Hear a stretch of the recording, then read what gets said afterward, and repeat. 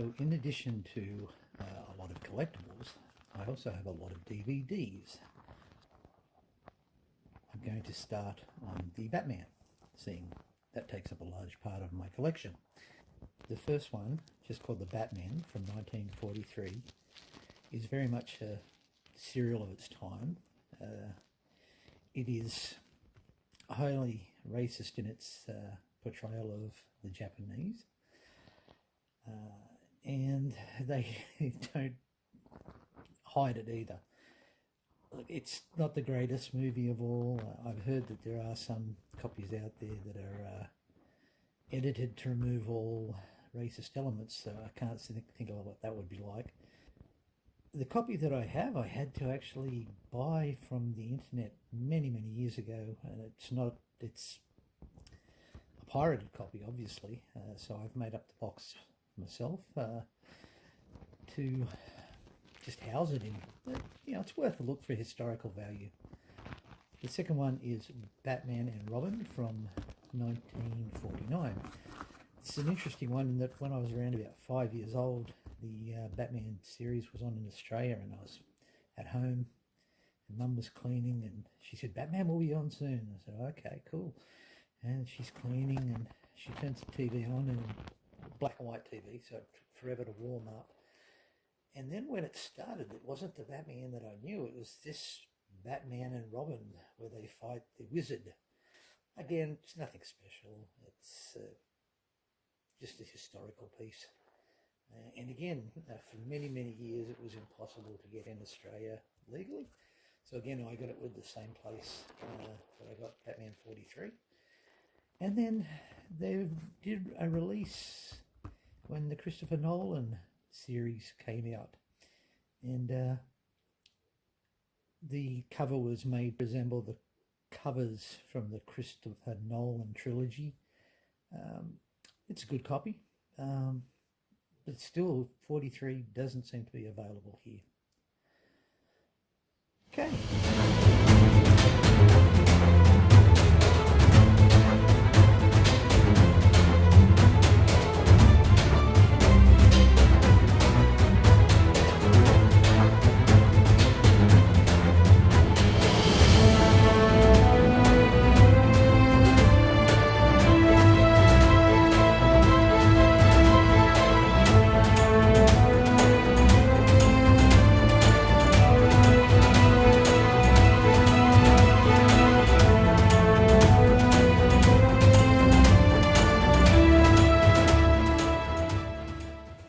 Moving on to the Batman classic TV series of the 60s. Again, if you're a young kid in the 60s, that was one of maybe 3 or 4 TV shows that you played in the schoolyard. It's colourful, it's bright, it's noisy. It was one of those ones too, which again, like the original serials, you couldn't get it in Australia. Then they released the DVD set. Oh my god, it is a good set. It's got a lot of extras. The presentation is bright and colourful as you'd expect it to be. It's worth it. It's quite interesting to sit down and watch it after all these years. And of course it's got Adam West in it. Also, around about the same time, they released the Batman the movie, which I remember seeing in a cinema at Foster on New South Wales coast. And I can remember the place being packed, and it was just amazing seeing Batman, 10 foot high on the screen. And of course, every time someone got hit, bam, pow, whack. It was just good. Very much of its time, but still holds up. And that's where most of my collection stuff comes from.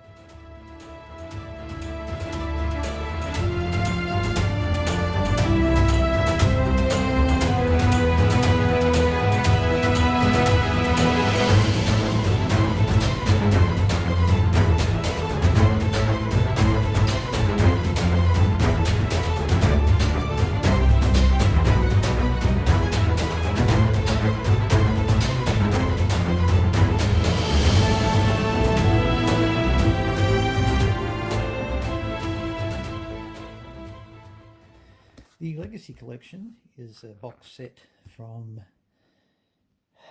Warner Brothers, of course, and it features the 2 Tim Burton movies. I've just got them down there. Which are my 2 favourite of that series released in the 80s, 90s. Michael Keaton as Batman, brilliant, and of course Danny DeVito as the Penguin, my favourite. Now there's 4 DVDs in the Legacy Collection, and I'll be honest with you, I only watched 2 of them. That's Batman and Batman Returns. I have seen Batman Forever, which had Val Kilmer, and I didn't mind that. Could not get through Batman and Robin with George Clooney, that's who it was. And it's just after the seriousness and the darkness of the first 2, then you get these next 2, which are like bad throwbacks to the 60s. Just not really the things I want. So I suppose, as I said, my 2 favourites are the Batman and Batman Returns.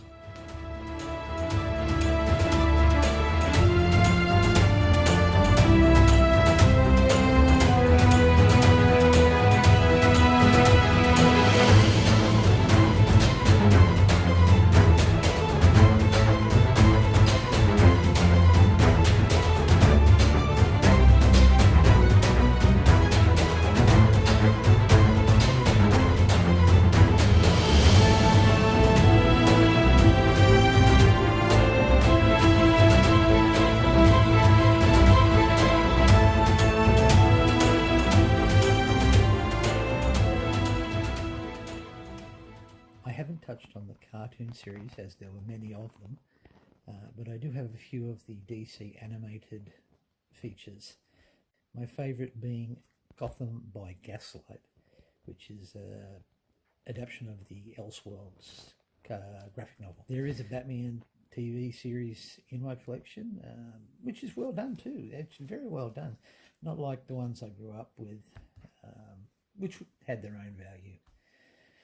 One movie I've included in this is Sandy Calera's Batman Dead End, which he put together as a feature to show what he was able to do in making costumes, doing filming and directing. And it was one of the first fan films to include Batman versing Predator and Alien too, so it was really good. Features a very good appearance by Andrew Koenig, who was Walter Koenig's son from Star Trek. Andrew unfortunately had a sad life, but he, next to Keith Ledger, he plays the best joke you've ever seen. It's one of those ones you can find on the net. I actually bought it off some company years ago, but that's the oddities. That's the extras. This a set of 4 DVDs which were put out, I forget exactly why they were put out, through Shell service stations or Caltech service stations, and these were the extras, just a few documentaries and stuff like that. And again, I did the boxes for those because a lot of these things where you see the homemade boxes is because they either come in a plain box or just in an envelope. So, just looks good on the shelf. Return to the Batcave is interesting in that it's one of many, at the time, documentaries, movies on famous TV shows. There was a very good Gilligan's Island one, and there was a couple others. And basically what you have is those of the original stars who were left telling about their time, and then showing actors playing them, and it comes out quite good. It's an oddity. Curtis Armstrong's in it as Adam West's butler, and it's one of those Scooby-Doo endings too, when he pulls his mask off to reveal he's somebody else. Frank Gorshin's in it, and so is one of the Catwomen. Anyway, it's not bad. It's nothing special, just plain, ordinary DVD, no features, or maybe a few features, but nothing special. but worth having in the collection.